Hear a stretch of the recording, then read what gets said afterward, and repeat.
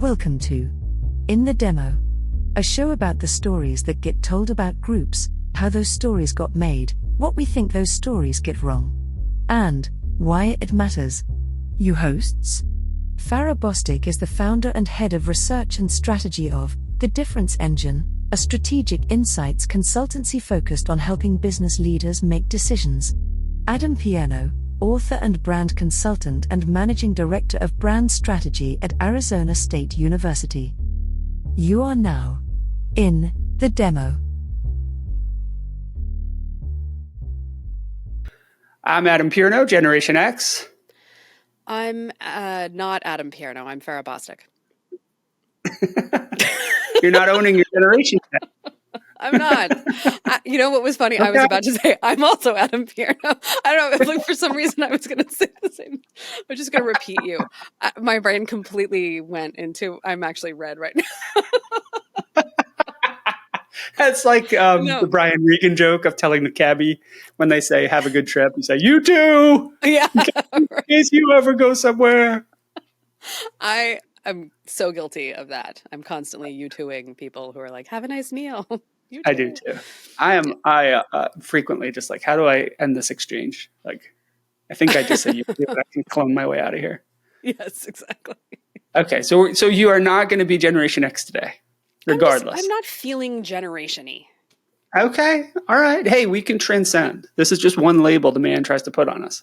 It's true. I have a whole hot take about how I think generations are over, but I'm still working on it. So that's all. As we learned from Kim Parker, we're not doing that anymore. That's right. So that's what I'm with Kim. I'm Generation Kim Parker. Yeah, hashtag Kim Parker. I'm with Kim. Well, today we're going to continue where we started with Cindy Gallup and the narrative gap that we found while we were doing the research into the overall narrative into, I guess, intimacy and connection, and that important step that we took as Generation X, from passing notes and obscure mixtapes and weird notes in your locker. I don't know if any of that shit still exists. So what's been replaced? Yeah, I don't know. But, Cindy introduced us in her conversation to intimacy, but also she introduced the idea of technology. So we were very lucky to have met Dr. Katy Coduto, who is a PhD and an assistant professor at Boston University, who has been studying and publishing on online dating. And we got to talk to her about her insights into the way these apps, these tools, these platforms affect people's mindset towards relationships overall. It's just an amazing conversation. Yeah, it was, because I think a lot, where we've had found the gap of, they're not talking a lot about relationships, intimacy, sexuality. They are talking about, gender identity. They're talking about sexual orientation. They're talking about bad romantic habits bad romantic habits, maybe it's not, but like sexting, ghosting, swiping, as opposed to, the gamification of dating. Like, all of those things have created their own little kind of hand-wringy things. I still firmly have a belief, and I brought it up in the conversation last time with Cindy, that a lot of these thought pieces are like, youngish reporter for the Post or the Times or whatever has a bad online dating experience and decides to write 1,000 words about it. Or their friend has gets ghosted, and so they write a piece about it. And like, how do I make this a bigger deal than it actually is? Becomes the project.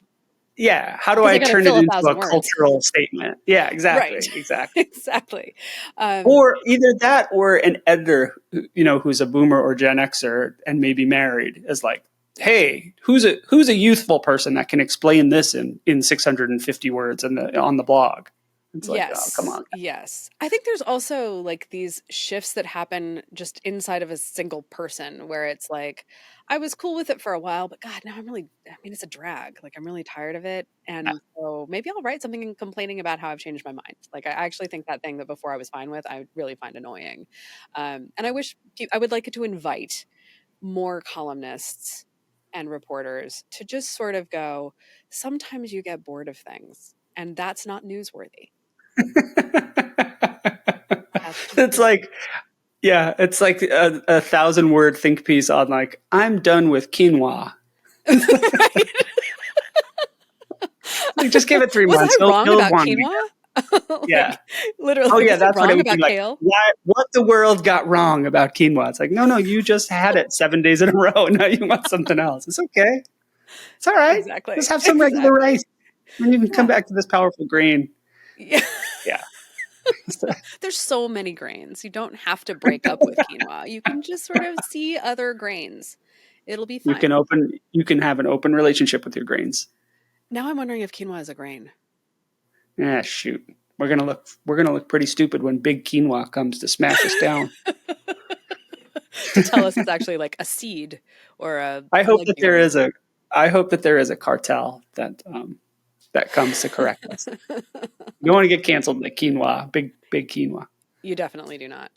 But so so because there's that kind of the inevitable piece about the kids are ghosting, the kids are sexting, the kids are using emojis, the kids are swiping, the kids aren't meeting in person anymore. They're just, engaged in totally, um, so attenuated, so digitized of a relationship that is not even a relationship. It's more like a parasocial relationship as opposed to an actual relationship.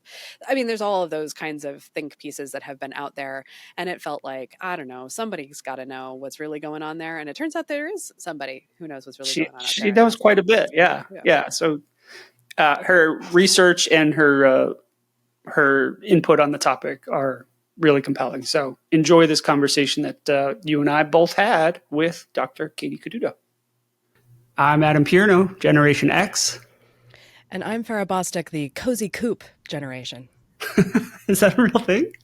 Do you not remember the cozy coupe?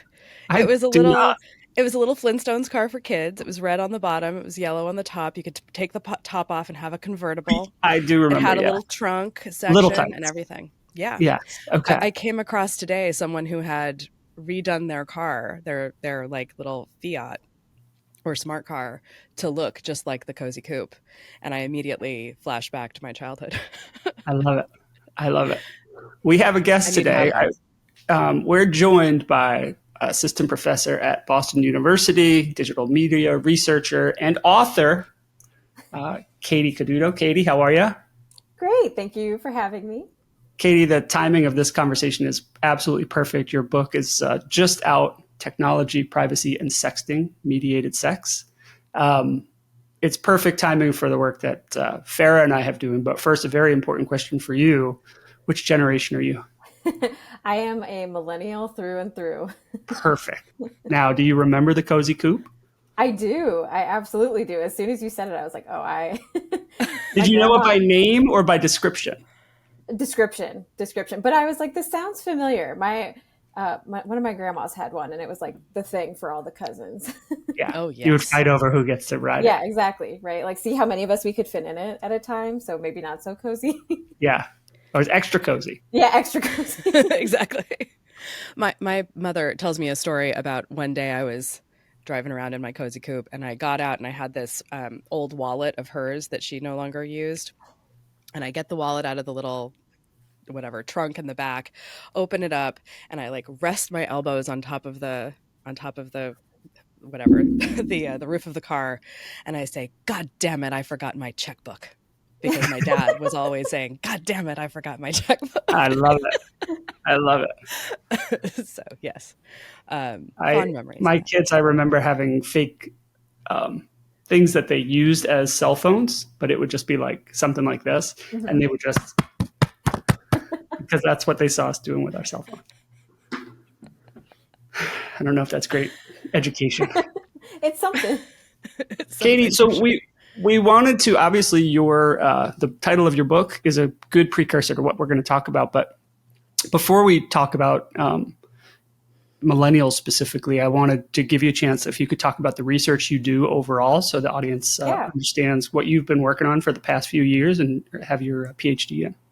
Yeah, absolutely. So I have my PhD very broadly in communication and technology. And my specialty areas are online dating and sexting. So yeah, I'm never bored. And so I have been really interested in online dating pretty much since I started my PhD in 2016. So I've been in this space for a while now, trying to understand a lot of different facets of it. So not just kind of, like the profile creation or how you decide to match with someone, but the whole process of figuring out, do I download an app? If I'm downloading an app, what's it, doing for me? Who am I connecting with? Right. What do I put in a profile? What do I look for in a profile? So that whole process of understanding, searching, matching, meeting, is really what I've been interested in. And then my more recent work has grown from that, where I've been trying to understand sexting. And that came up in part because so many people that I interviewed about online dating were like, well, I keep getting these like unsolicited messages, right? Like these unsolicited dick pics, and it's really uncomfortable. And I thought that was a really interesting area to really dig into. I agree. I agree. It's kind of a fun area of research. I'm sure you hear a lot of jokes in your social circle about, oh yeah, right. Yeah, let me tell I have an anecdote for you that you can add to your book. But there's real questions. And as I read more and more of what you write, and I had a chance to talk to you previously, just hearing about how the psychology elements of it and the behavioral elements feed into how we use online dating and how we use sexting now, which I don't think we covered in depth when I last talked to you. As Farrah and I have been continuing to figure out the threads of the millennial narrative, we were like, oh, wait a minute. This is also part of the story. Yeah, absolutely it is. So as you're in your research, how much of it have you been able to parse by generation, and how important of a role does that play? I had a chance to read some of the book and notice that you were able to make some delineations by, specifically you were focused on millennials and Gen Z in the bits that I read so far. Yeah, I think especially when you're thinking about any communication technology, but especially in this context, the generation that someone is in really does play a big role in, the thought process for what they're using, how they even use it. One of the things I talk about in my classes, so I teach social media, communication research methods, all those good things. And one of the things we talk about is how even, the way you text your parents, their word choices or their use of punctuation might be really different from how you as a millennial or Gen Z, right? Any of us use those things. And so then when you put it into, dating, seeking relationships, seeking sexual connection, generation plays a huge role. And so like in online dating, for instance, millennials are particularly interesting to me because millennials were the ones who were really becoming adults when things like Tinder and Grindr started to take off. And so you have that interesting mix of being, what people call like digital natives, where they, we, right? They adopted technology as they were kind of getting into college. And so it was very, supposed to be this natural adaptation or adoption. But then with online dating, it also carried a stigma. And so I think for millennials, perhaps more than a lot of other generations, there's a really interesting tension between, well, I have this technology and I can utilize it for all my needs, but it also doesn't feel great, or it's not what my, parents did. And so that's been one of the most interesting things for me. And some of my most recent research, which is under review right now, it showed that millennials were among the most kind of disillusioned with dating apps. Like they have them and they're using them, but they're like, I don't really know that they're doing what I want them to or getting what I want out of them. So interesting.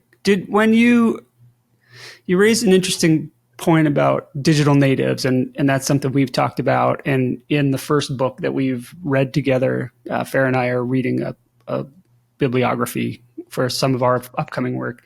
And in the first book, The Selfie Vote, they talk about digital natives and they talk about Uber as the example, which is a fantastic example because it really was paradigm shifting. Once you have that experience, Uber also opened the door for a lot of people to join mobile, the mobile lifestyle and say like, oh, that's really useful. I get it now. Yep. it did, as you looked at adoption of Tinder, Grindr, and all the, Bumble that follows, how much of it is mobile adoption versus, in general, those tools just becoming really practical versus wider acceptance of, mobile and social media is an okay, reasonable way to date versus that stigma that existed when I did online dating in the year 2001? It's a great question. And I think there's a little bit of both of those at play. I think some of it is just our phones are always on us, right? And especially when smartphones came in, it was just so easy to have everything right there. And so one of the things I think plays into this is the sense of, kind of constant accessibility. So if you're trying to date someone, it's great, maybe for you to just be able to be like, I can message them anytime, or they're, it's so easy to potentially get a hold of them or to have a match come up right away. So I think that's absolutely part of it. And then I do think there's something too to the kind of changing stigma of online dating, because you're right, like most millennials would never think about like joining eharmony.com and having to sit on a desktop, right, to find someone. It feels like it's not for me. It's not modern, trendy, right? But it was interesting. So in my earliest research on this, I was interviewing primarily millennials, and there was definitely that initial spillover where it was like, well, it's still online dating, just because it's mobile and maybe a different kind of technology, sort of, still online dating. And for a lot of people, they were like, is Tinder different from like OkCupid? Right. Not really, but what's been interesting is to see the shift. So from 2016, 17, when I was first doing interviews to now, the stigma, I don't want to say it's totally gone, but it's really, really reduced because it's just become much more integrated, much more natural. So I think initially the stigma was a huge kind of barrier to not necessarily using dating apps, but admitting that you were using them versus now it's like, yeah, this is just kind of a thing that we all do. It's funny. It sounds like the stigma for generation one online dating didn't go away. It just got displaced to like, there was a stigma around it because it was like using the personal ads in a way. Mm-hmm, mm-hmm. And then there's a stigma that's like, it's just not cool because it's not as cool as what's on a mobile device as an app. So it skipped, that whole generation. No matter it really what. Did. Yeah. It was never cool, I guess. Never got its moment. Give it time. The thing I was thinking about over the weekend while I was reading through some of the stuff about privacy and how people are parsing that, it made me think for some reason about sort of tropes from kind of movies in like the 80s. Like you have Crossing Delancey, which is this like, she has failed at love because this toxic guy that she has a crush on won't love her back. And now her grandmother or whatever has hooked her up with a yenta. And so having to use a yenta is just like, hang my head in shame kind of thing. Too embarrassing to admit. There are scenes in, I can't remember which one, but a Woody Allen movie where you've got his sister is divorced and has started dating, but she's doing like, she's like using some kind of service to connect her with men, and it's like phone based, and there's phone sex happening and then weird first dates, and it's completely, scaring her and also wigging out her brother who's played by Woody Allen. But part of the story is like, you're supposed to meet somebody some other way. You're not like, it shouldn't be arranged in with any particular technology. Yeah. And so there's something in here that's like, the technology changes over time and how quickly it moves or how easy it is to use might change over time. But part of the, like, I don't want to admit that I'm using these apps is like, it suggests somehow that I'm failing at some basic mechanism of socializing because I'm not finding people just like out in these streets. That was, especially early on, one of the biggest findings was like, well, there must be, I don't want to say something wrong with me, but a lot of people were like, it does feel like a failure to have to resort to my phone, or, to your point, even before the mobile, to resort to or turn to online dating on a desktop. And I think that's been interesting to see that shift in the wider acceptance of technology and how it's integrated into our lives. Because I do think, to your point, like we're maybe at the first time where people don't feel like they're failing when they download Hinge, when they download Tinder. And I think some of that has to do too with, people tend to do this in friend groups or as a social activity. And so now it's like, well, this is fun, right? Like I can look at people's profiles and there's always that sense of hope or what if, but there's also this ability to take it not so seriously. And I think, when you think about like traditional matchmakers, or even like personal ads, it just felt maybe a little more serious. And so I think too, some of it is, how serious, how intentional are you? And does that make you feel more like a failure, right? If you're not having these other experiences. Whereas now it's just, I think there's that combination of we have technology for everything and it's so natural to integrate, combined with there's a really interesting way to keep kind of a healthier distance with some of these apps. I also, I mean, and I'm maybe we'll talk about this, but I think for dating apps and a lot of technology, also can't ignore how, I don't want to say helpful, but kind of how helpful COVID is at restructuring and, having people kind of reevaluate what they're comfortable with or what is acceptable for connection. It gave people a little pause. Yeah, exactly. And well, and like a lot of my, maybe I think Adam, you and I talked about this before, but some of my research that I did, like right when I was finishing grad school, was in April 2020, and it was trying to understand why so many people, right as lockdowns were starting, people can't go anywhere. There's all this uncertainty. Yet a bunch of dating apps had a ton of downloads, and people were spending a lot more time on them. And I thought that was really interesting because you're downloading an app that, hopefully you're going to meet someone, maybe you're going to meet someone, but you're at a time where you're literally not leaving your house. And so I think that, conundrum forced people to rethink, well, what's possible with a dating app? What can I get from a dating app? And that's also that's about when I started researching sexting, because it was a great way for people who, wanted to get off to find someone and not necessarily meet with them in person, but create that connection. When you talk about the seriousness, or commitment's a tough word to use here because it's so loaded, but when Farrah referenced, using a matchmaker or using online, or personal ads, or that level of commitment to coupling, I guess is a better way. And you mentioned the apps might be more widely adopted because you can be less serious about it.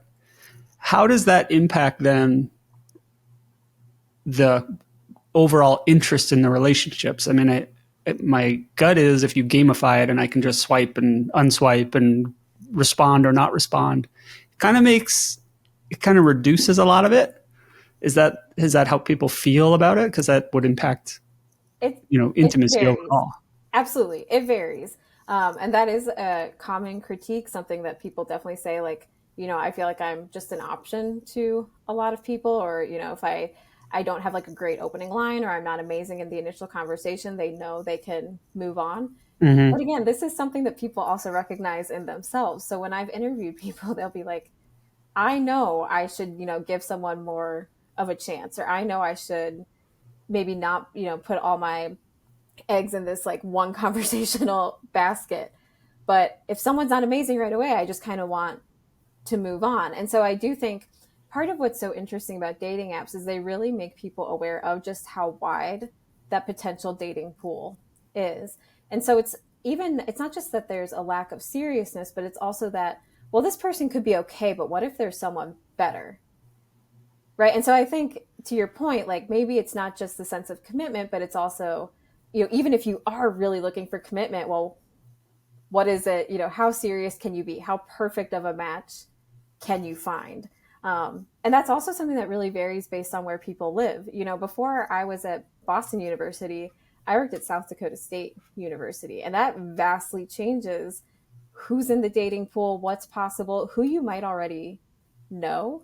Mm-hmm. So I also think that absolutely changes then your approach to it. If you're in Brookings, South Dakota, a lot of those people already knew each other. It's a smaller town. And so you're downloading the app kind of knowing that, like, you probably know who you're swiping on, right? Whereas like now in Boston, someone swiping here, like I don't want to say endless, but it definitely feels, right, like there's just a lot more potential, a lot more possibility. And so I think that changes too then when you're swiping, how you're treating people that you swipe on.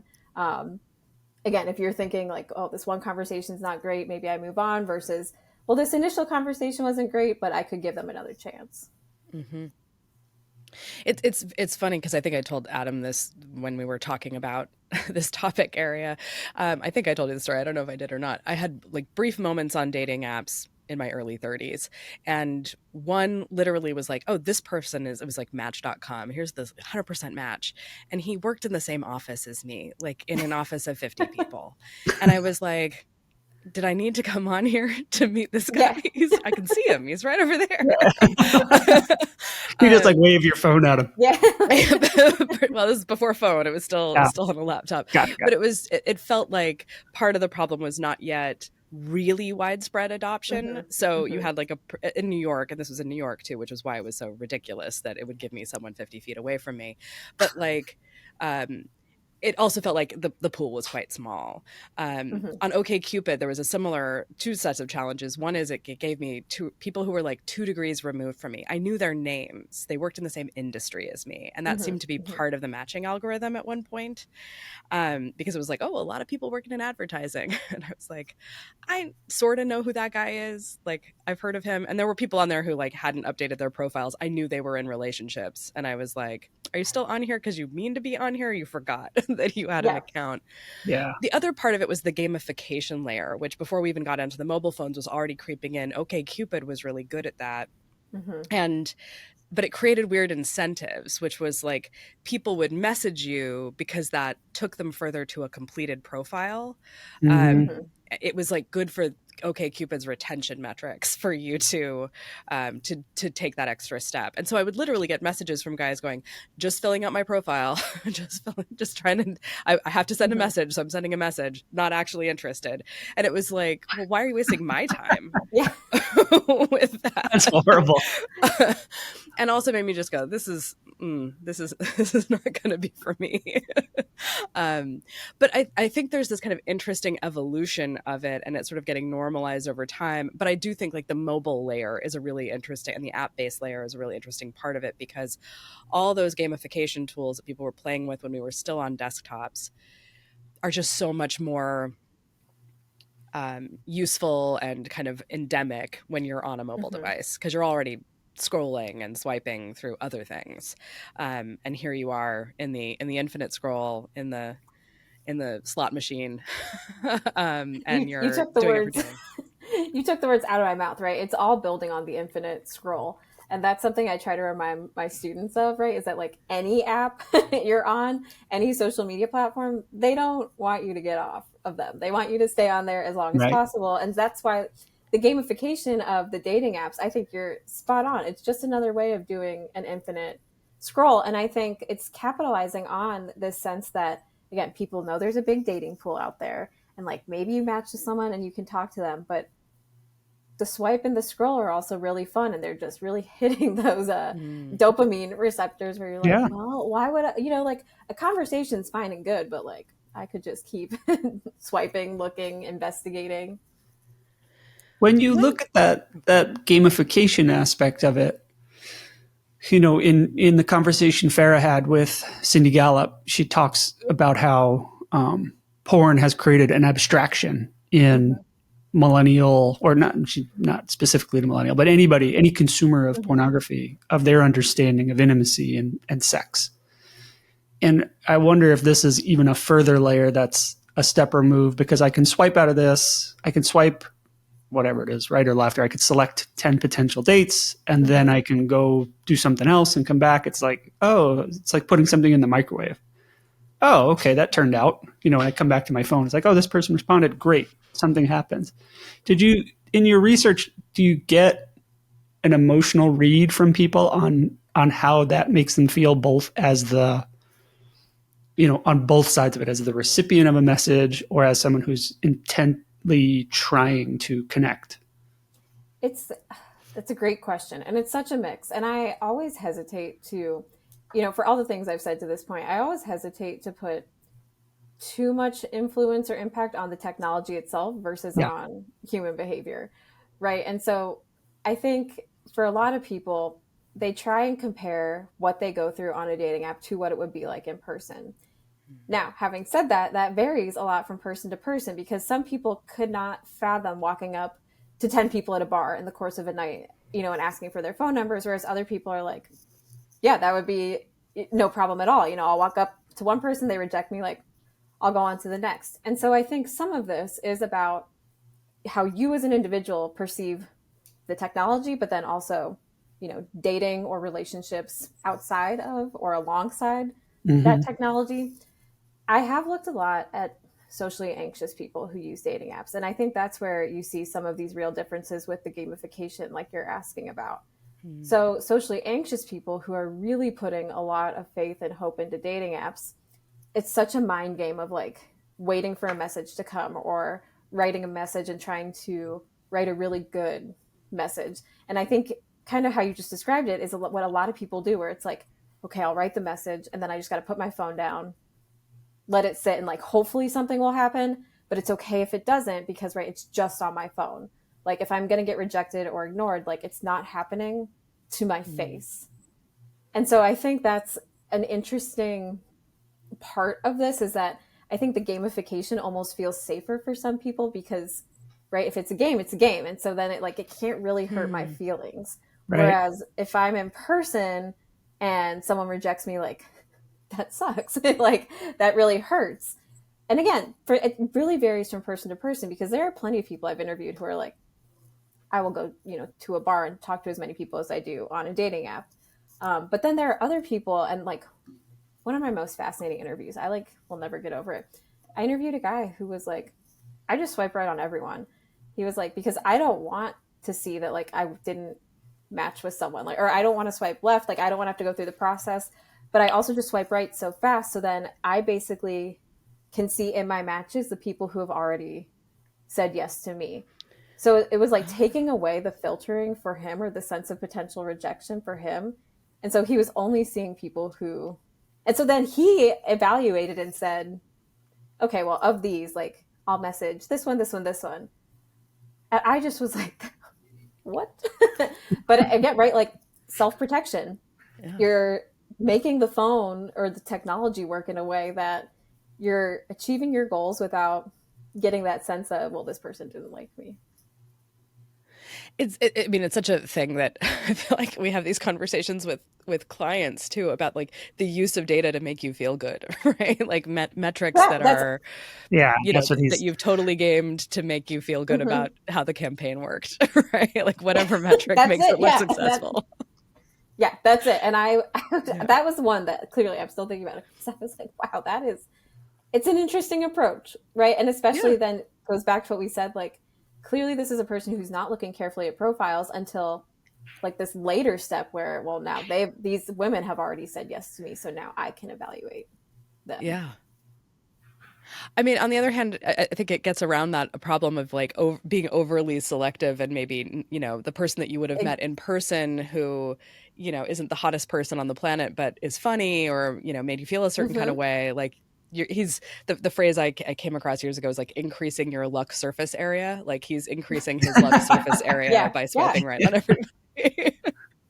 Yeah, and that's right. Like, it's not to say that's necessarily the worst strategy. No. I think it maybe becomes more confusing if everyone starts doing that. But then, right?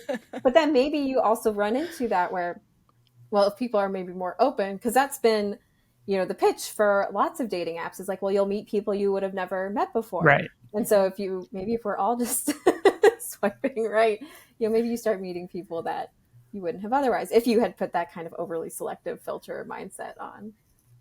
Yeah, it's such an interesting way to handle it, because it turns it into meet everybody or meet as many people as want to meet you, as opposed to reject on it's like sitting in the bar watching people walk into the bar and going no, and just like refusing to talk to them based on their vibe when they walked in. Yeah, exactly. So interesting. Are there a lot of people that have strategies like that? I mean, that is a very clearly articulated strategy of an approach and a rationale for it that I'm like, okay. Yeah, right. Like, definitely. Man's got a plan. It certainly does. Would love to know if it worked. And how do we define work? Yeah, well, that's what I want to know. But I will say, like, a lot of people do have, their kind of own approaches to dating. And some of that is even just in the apps that they choose. One of the biggest changes over time has been the adoption of apps based on what people perceive them promising or what they say they promise. So like more and more people are downloading Tinder just as kind of a free for all. It definitely has the association as a hookup app. I don't know that that's totally true for a lot of people. I think a lot of people go onto Tinder and just say like, we'll see what happens. Whereas people download Hinge really looking for a more committed, serious relationship. And I think Bumble's been falling somewhere in between those when you think about kind of the big three apps that are available. And I think that's really interesting to watch that change take place over time. And really the one that I am just so fascinated by is Hinge, because that they've really done a great job at the marketing and branding to make themselves the relationship app. And that has been reflected really strongly in my research, which obviously is not brand affiliated, right? Like I never even, I never focus on just one brand in my research. I always say like, what apps are you using and why? Right. So like that's a very natural kind of split that's been happening. It is interesting because the messaging for Hinge is so explicitly like, this is the app we want you to delete eventually. Yep. Right. Yep. We don't want you to have this on your phone forever. Well, and I'm kind of obsessed with that tagline because it's so smart, especially going back to what we said about infinite scroll. And so if every other app is saying you're going to be on here forever and Hinge is clearly saying like, we know you'll delete us eventually, like it's a pretty strong message. Yeah. I mean, obviously they want you to stay in the app as long as possible until then, but I don't know. I think as a marketing strategy, it's really working. Yeah. One of the things I'm curious about when you mentioned the hookup thing is, part of the reason we started having this conversation about, sex, intimacy, dating, talking to Cindy Gallop was that when you look at the kind of public narrative about millennials, what we keep calling the millennial myth, talking about youth culture in general, there's way more attention given to these like achievements of getting married, having children, and very little focus on the nature of intimate relationships and dating and that sort of thing. And where there is, it's this kind of focus on the things that I think are meant to shock the olds. And so it's like hookup culture and ghosting and sexting and specific emojis intended to denote body parts and gamification of dating and those kinds of things. And they're always sort of cast, they strike me as both kind of overweighted, like they're not as widespread of behaviors or as consistent of behaviors as a column in the New York Times might suggest, and also like weighted as negative, as opposed to like having any positive elements to them at all. Like pre-dating app hookup culture was also kind of a let's see how it goes, right? Like I'm not committing, but I'm gonna have some fun tonight. Like that was the whole point of hookups before then. I'm curious about like, I guess the first question, I have like three questions, but like one is, why do you think the sort of public narrative around sex and intimacy for young people pulls in this direction? Why do we only focus on the stuff that kind of skeeves out older people or is meant to be cautionary in some way and not focus on any of the kind of positive upside stuff? Wow. I mean, we could do a whole episode just on my feelings about this because that's a great question. But succinctly, right? Like, I think, first of all, there's always a tension between older generations, younger generations, right? And so I think, like, it's always easy for whoever's the older and in power and all of that to say, like, well, what's going on with this younger one? Even though, right, the older ones are the ones who raised us. Like, I always want to point that out. Like, when boomers are like, I don't get it. And I'm like, well, you were our parents, so thank you. You kind of programmed all this, like, it didn't just come from nowhere. But I also think, like, sex is something that's really interesting to think about in this context because, right, sex is all about like empowerment and individuality, and it's a way that people kind of find themselves and go through these rituals of becoming adults. And I think sex is also a way for older generations to control younger generations, right? If you look at conversations around birth control, abortion, all of those things, like a lot of it comes down to control. And I don't know in a lot of cases that, because to your point, right, so much of the framing is negative. And when you already are casting this specific light on it, it tells me that, if you're a New York Times opinion writer, for instance, I don't know that you're really trying to understand the generation so much as criticize them.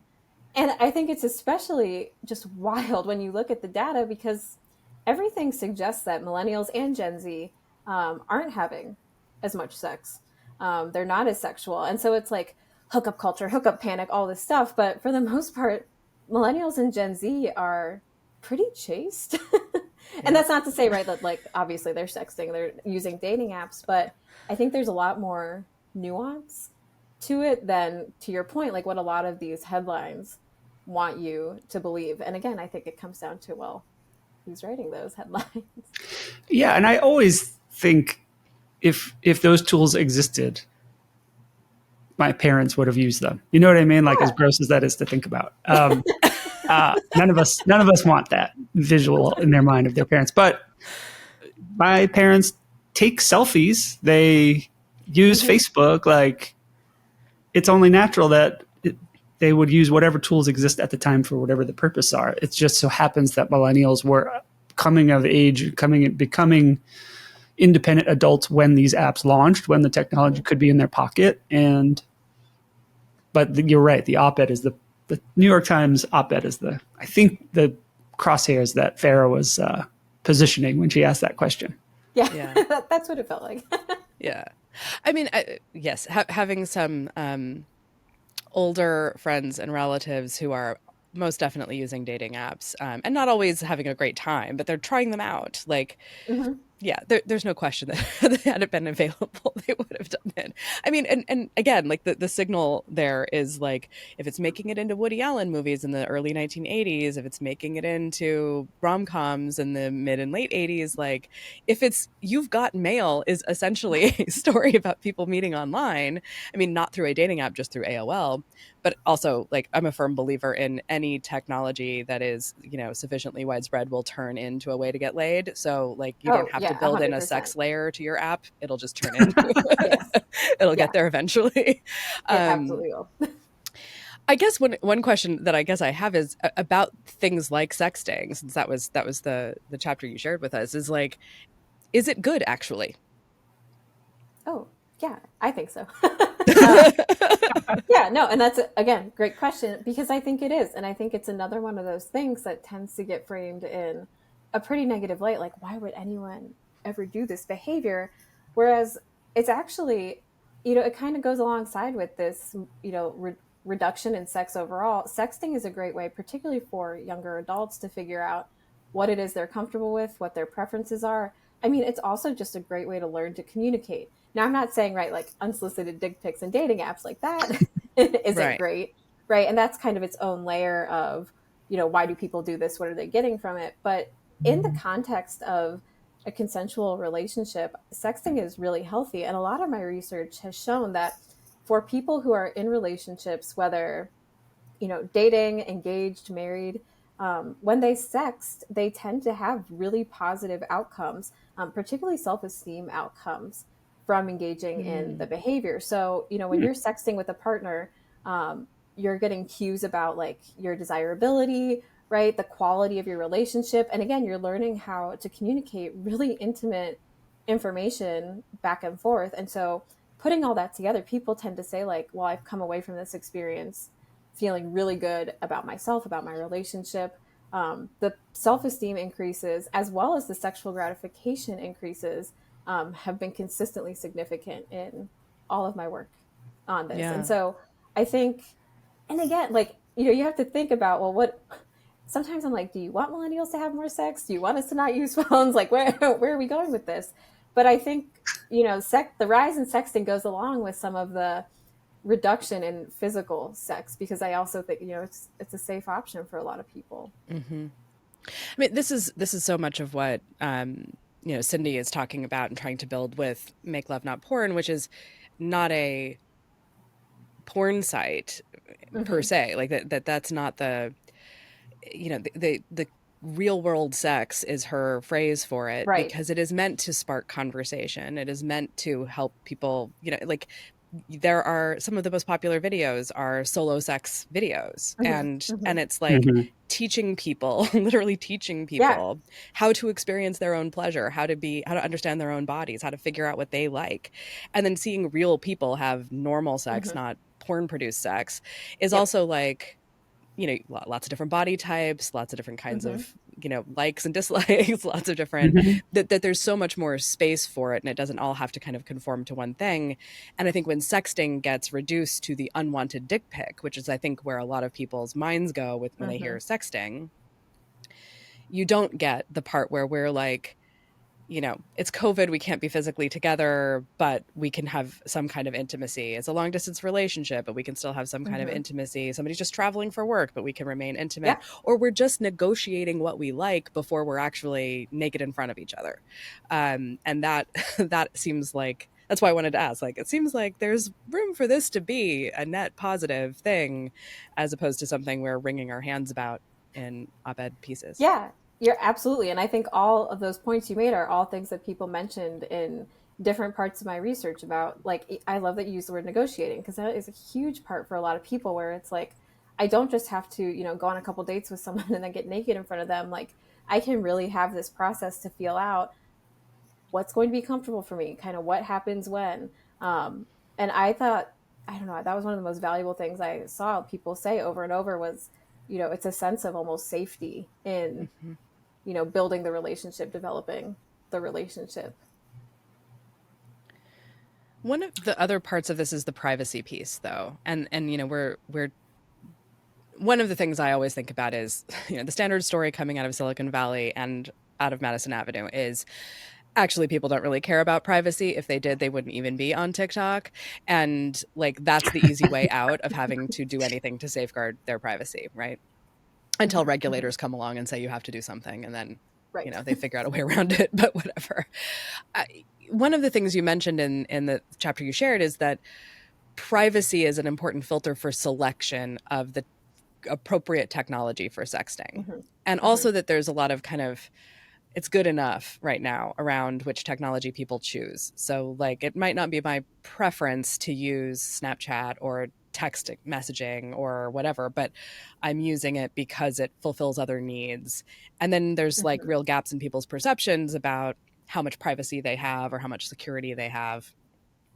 There's always the ever-present, you know, the thing I sometimes caution people about as well is like, never forget the screenshot. But like, I mean, maybe just talk a bit about how privacy enters into this, because I think we think of, you know, meat space relationships as having an inherent level of privacy that I'm not sure they really do. But setting that aside, that like online relationships are inherently not private, and that people are just like letting go of that. I don't think that's true. Maybe talk about some of the nuances around the privacy element. Privacy, I think, is one of the most interesting aspects of this, because it's something that people really need to think through, and they will, and then they kind of forget it. And it makes sense, right? Like, if you are getting into sexting, like you're actually in the process, you know, if you're really turned on, it suddenly becomes really hard to think about, well, what channel, right, is like the most encrypted. And that was something people said over and over, was like, I know, for instance, that when I sext, I really should use WhatsApp, because I know WhatsApp is encrypted, you know, it's going to do all these things. But if I get like a really hot picture from my partner in a text message, I do not want to change channels and say like, okay, that was great, but like, I'll message you on this other thing. And so I think it's so interesting, because particularly when you think about millennials and Gen Z as well, but really millennials are very aware of these privacy conundrums. It goes back to, you know, growing up with a lot of this technology, watching how it's evolved, watching, you know, data get released, sold, used, even just, you know, the way the ads follow you around the internet. And so there's definitely an awareness of what could happen. But then in the moment, it's really hard to kind of prioritize. And I think that's really interesting, and kind of just speaks to human nature, right? Like, what desires or impulses are you going to give into? Where are your concerns? Also absolutely ties into the existing relationship. So for a lot of people who are in really long-term relationships, it's like, well, yeah, we can send text messages back and forth, because I'm not really worried about my long-term partner sharing this content, or like you said, screenshotting it and posting it somewhere. Risk really increases when, it's a newer relationship, you don't know the person, in COVID, if you haven't even met them in person, that suddenly changes the overall approach. And that's where things like Snapchat come in. And that was something in the chapter I shared with you. A lot of millennials tended to sext within Snapchat because they liked that, you send a photo and it disappears. Or if it's screenshotted, you get a notification, screen recording, you get a notification. So it felt like, even once it was released to the other person, there's still a lot of control over the content. But, right, even with Snapchat, the company itself keeps all of your snaps, right? Like, and that's something that no one seemed to really think about, is that, like, yeah, maybe your partner deletes it or, it disappears from their phone, but like, it's all stored in the Snapchat server. And that remains server side. Because, right, like one of the big appeals for a lot of people of Snapchat is the memories feature, where it's like, on this day, 4 years ago, 6 years ago. And a lot of people are like, oh, I guess that means they must be keeping a record of this somewhere. Yes. And you're like, yeah, they are. And how exciting when today's memory is. Yeah, exactly. And so, like, but that I think is also part of the conundrum, is like the sense of privacy between you and a partner versus the sense of privacy between you and a company. Right. And most people are thinking a lot more about you and a partner because, right, and there's reason to do that. Screenshots, revenge porn, right, like all these things. So it's not to say that that's not a merited consideration, because it is, but a lot of people just kind of think like, well, what could the company do, or why would a company do it? But even, right, like WhatsApp is owned by Meta. And so even the one that people are like, that's probably my best option, it's like, but is it, right, when you think about who the parent company is? Yeah, and that's part of the narrative we've keep bumping into, is the introduction of the corporate overlord into and around and behind the scenes of the narrative, impacting every part of your life, where it used to be the government kind of leading us, trying to get us all to have a civic life. And then it's like, let's outsource that. Sears can tell us what to do. Oh yeah, buy sheets. Perfect. Yeah. Yeah, it's interesting, especially with the combination of brand awareness and recognition, but then also the taken for grantedness of it, right? Because again, with millennials, Facebook was really designed, designated, targeted toward millennials in college when it was first coming out. And so it's not that millennials trust Facebook, but there is a lot more experience, awareness, just almost understanding of it. And I think even people who are like, I hate Facebook, or I hate Twitter now, whatever, like there's still this, well, it's embedded and it's just so easy to use, or it's convenient. And so I guess what I'm really saying is I think this also extends beyond sexting for particularly millennials. Yeah. When you were looking at the research, what were your kind of age breaks for thinking about who's a millennial and who's Gen Z, since this is also something that seems incredibly fluid in the world? It is. And that's a great question. So I tended to follow, a lot of existing research, but I also didn't make a lot of clean breaks. Like I didn't say like, if you're born in like 96, 95, you're Gen Z. I did try instead see what age people were. And I tend now to think of millennials as, like late 20s, early 30s to 40s. But it's interesting. So I have a younger brother, and he is 28, and we talk all the time because he is right on the cusp of millennial Gen Z. And we talk a lot about, the differences that he feels, even with just, we only have a few years between us, but it's interesting because I'm definitely firmly millennial and he's not so much. And so that's part of why I approached it the way I did, kind of keeping a more fluid break between people.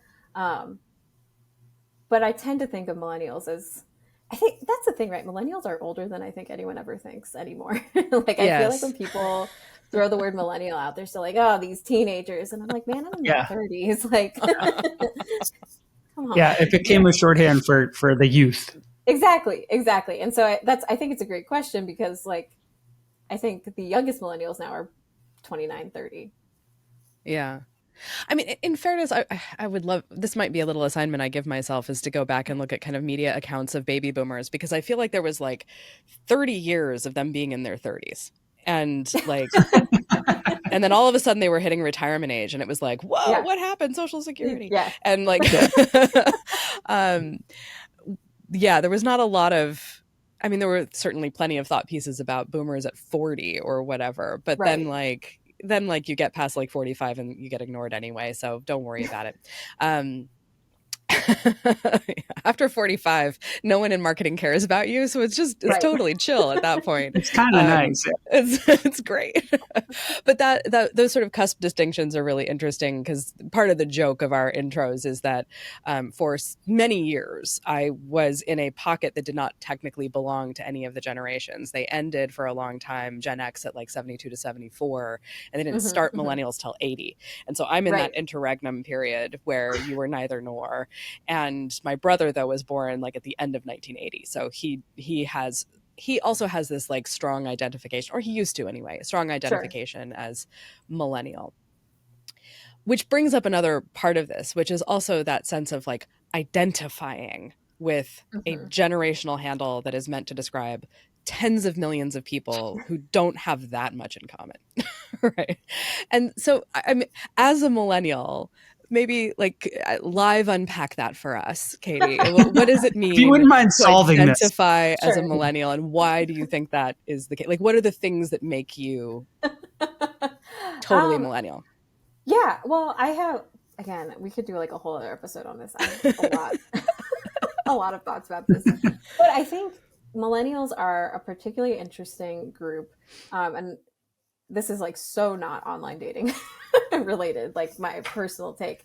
But I think one of the biggest differences for millennials compared to a lot of other generations, and why I do think so many of us actually say like, yeah, I have a sense of identification, is like we grew up in such a weird time, and like every generation does, but I don't think you can underestimate the impact of 9/11 on our generation, particularly because we were between, like second, third grade and, maybe freshman year of high school. Like it's a very ripe time for development kind of at any of those ages. And to see something like that happen, on TV, right? It's like one of the first things a lot of us remember. I think it really sets a tone for a generation that was like, well, where do I go from here? Right? Like what's next? And so I think that starts a lot of the difference within the generation, especially too, because you have 9/11 and then basically the internet takes off. And I think, and so again, like I don't just study online dating, like I also have done some stuff on social media and like read a lot about social media. And I think that very quick evolution of the internet in the wake of 9/11 really kind of puts us all in this sense. And again, I don't think every single millennial will be like, yeah, I totally agree. But I think, at some level, that is something that has put us all together, because you have 9/11, you have the internet take off, and then you have like a massive financial crash. And all of us are like teenagers, the oldest, trying to figure out like what this means. And so I do think those like really big things tie together for that sense of identification. And I do think, like, back to my brother, I think that's part of why he does have that sense that he's not as much a millennial and maybe more Gen Z, because he doesn't remember 9/11. Like he was young enough that that's not a memory, where I was just the right age. Like I could tell you about my entire day that day. And I think that is one of the biggest distinguishing factors. And then, also just growing up with war in Iraq and all of the things that came from that, like, again, not online dating related at all, but just the fact that like there were so many, jihad videos, like Abu Ghraib, like just a not great time to have the internet take off, to be super young on the internet, and you're just exposed to everything, anything. And so I do think that's where, and I think that is why so many millennials are like, yeah, I am a millennial. Like this was my environment. Yeah. I mean, if one thing I think we've been discovering and rediscovering as we read stuff about this and do some of the look at things that were kind of contemporaneous to these periods, it's also like by that time, like right at that point is when we're all actively talking about Gen Y and millennials and echo boomers. And so like there's a brand name for this whole cohort of people. Whereas Gen X, like Gen X doesn't become popular usage until half of Gen Xers are well into their 20s. Like they're adults with jobs and paying rent. They're out of college by the time we're calling them Gen X. So there wasn't really the same kind of like attempt to brand them. The other thing was the Gen X definition was so pejorative from the beginning. It was so slackers and all of that, that like when you got painted with that handle, you were like the instinct was to reject it if you didn't feel like you were a slacker. And you know, I don't know very many people who genuinely identified as slackers, except ironically, in the sense of, sure, I've got 3 jobs and live in an apartment with 3 other guys, but call me a slacker if that's what makes you happy. Like, you know?